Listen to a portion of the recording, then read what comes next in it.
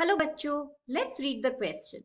The question says, over the last century, vaccination has been the most effective medical advancement towards controlling infectious diseases. Write the principle on which vaccination works.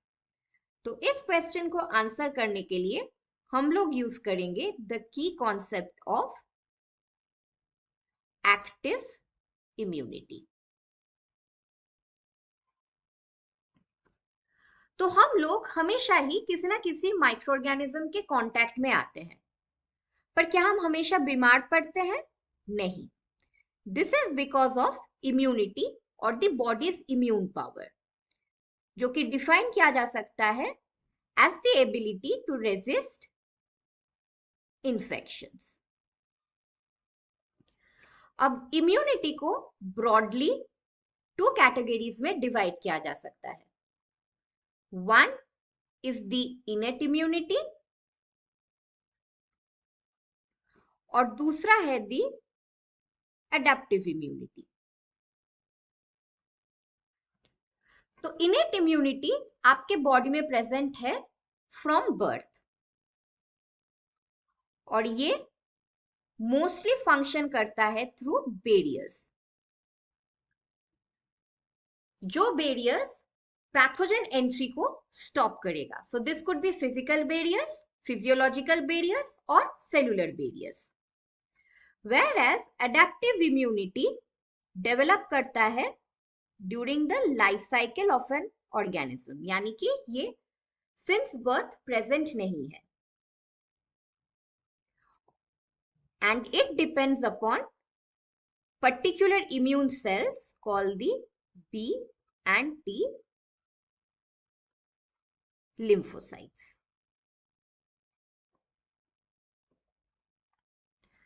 तो ये adaptive immunity further divide किया जा सकता है into 2 parts.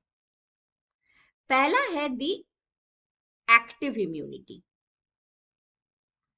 Active immunity में the body produces its own antibody, so it relies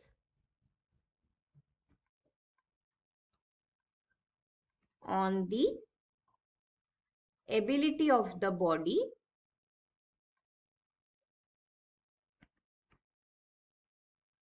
to produce antibody. तो since antibody production involved है, it is slow but इसका effect strong होता है, pronounced and long term effect. तो वही अगर हम पैसिव इम्यूनिटी को देखें, यहाँ पे the body does not produce its own antibody. The antibodies are from a different biological source. So antibodies are from a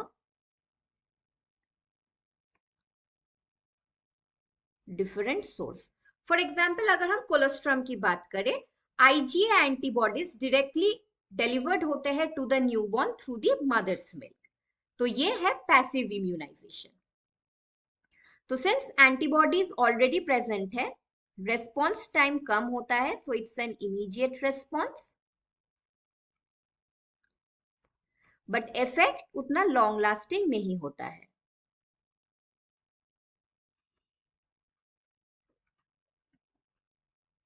तो अब आते हैं वैक्सीनेशन में, which is an example of active immunity.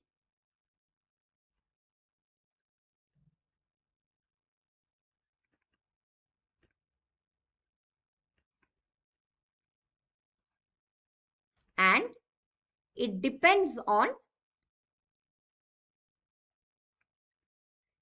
Immunological memory. तो vaccination में क्या होता है, लाइव या किल्ड माइक्रो ऑर्गेनिजम्स या फिर an antigenic preparation of that micro organism body में इंजेक्ट किया जाता है। So it's a deliberate introduction of antigen. तो इसी वजह से an immune response would be triggered in the body.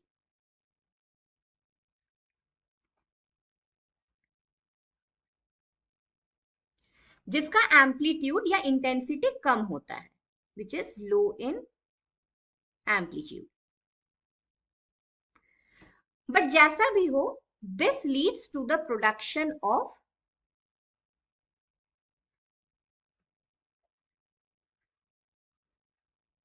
antibodies in the body.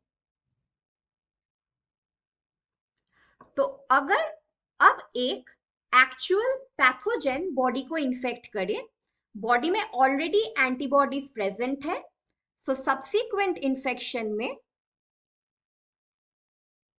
और in the case of an actual infection, the response would be much more strong. So it is an high amplitude response. तो vaccines different किस्म के होते हैं. First is the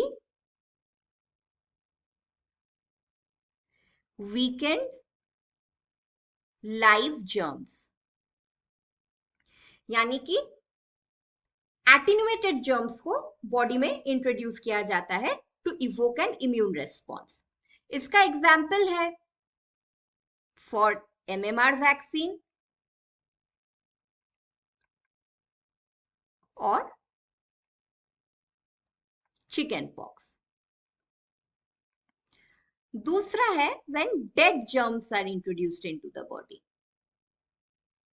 For example, in case of polio और rabies. COVID-19 के वक्त आया था दी mRNA वैक्सीन, यानी कि दी mRNA of the viral antigen body में इंट्रोड्यूस किया जाता है, which gets translated into the antigenic protein जो इम्यून रेस्पॉन्स को ट्रिगर करता है. सो इसका एग्जाम्पल है कोरोना वायरस. कुछ वैक्सीन्स होते हैं सब unit vaccines. For example human papilloma virus, human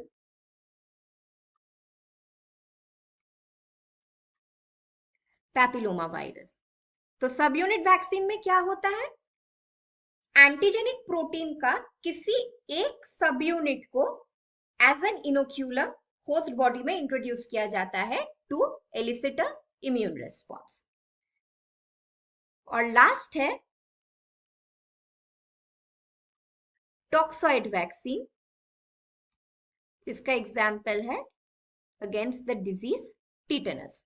तो टॉक्सॉइड वैक्सीन में टीटेनस बैक्टीरिया के अगेंस्ट इम्यून रेस्पॉन्स नहीं होता है, it is against the toxin, that is the tetanus toxin जो वो बैक्टीरिया प्रोड्यूस करता है. सो वैक्सीन किसी भी तरीके का हो, the main way it functions is through the immunological memory.